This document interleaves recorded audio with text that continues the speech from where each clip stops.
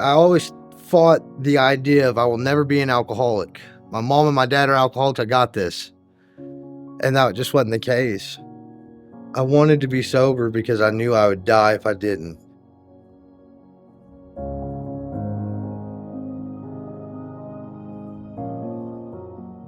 My dad was an abusive alcoholic. My mother was a practicing alcoholic who was beaten and battered and broken day in and day out. As children, we were subjected to a broken home.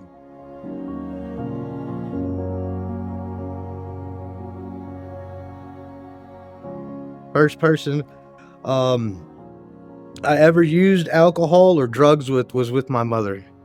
At the age of 11 years old, she justified allowing us to drink and her own drinking by saying, well, they're gonna do it anyways. I might as well allow them and their friends to do it at my house so that I know where they are.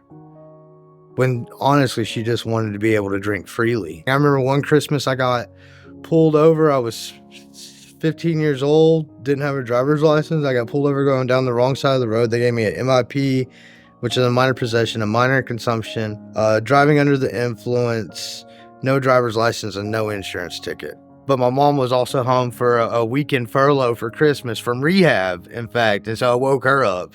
Hey, Mom, wake up, the cops are here. Man, she came unglued. So I started going to Alcoholics Anonymous and alcoholic classes mandated by the court system from the age of 14 years old. And I would go to AA meetings with my mom, and I thought I was there to support her, but really I was there because she knew I needed it.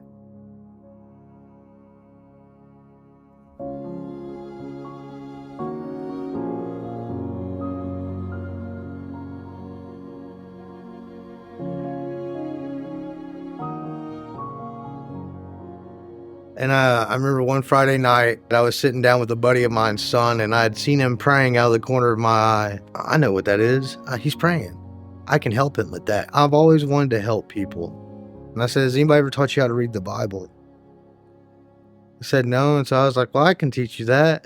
And so in the middle of reading this to him, from about verse 10 of Proverbs 1 through verse 28, is God given a warning about a promise he will keep if you continuously mock him and turn against him, especially after having knowledge of him. You know, I never thought the Bible would come alive to me like that, but I felt it in my heart and I knew that I needed to get sober. And I think that was my first time to actually be willing to receive help. Not because I wanted my girlfriend back or because I was homeless. It was a spiritual death I was facing, and I didn't want to live this world without God. And so I called somebody I'd met in sober living before who was still sober and is still sober today. And I told him what was going on. And in the blink of an eye, he was right where I was at. And he took me to the hospital. That started one more journey with God to recovery.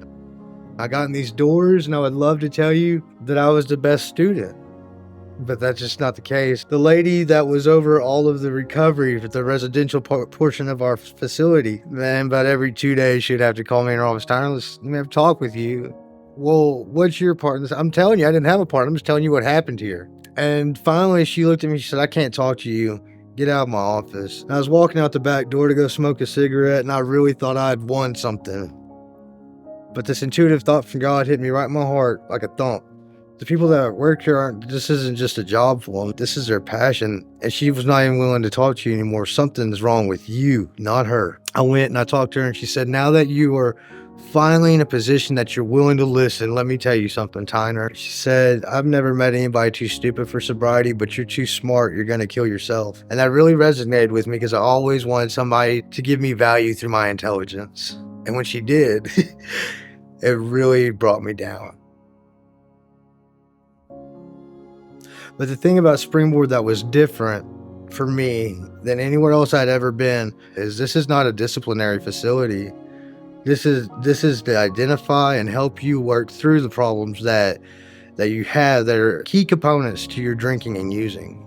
I came to Springboard on June 8th, 2020, so a little over 3 years. That's the longest I've ever had sober. The Springboard loved me right where I was at and taught me what real recovery looks like.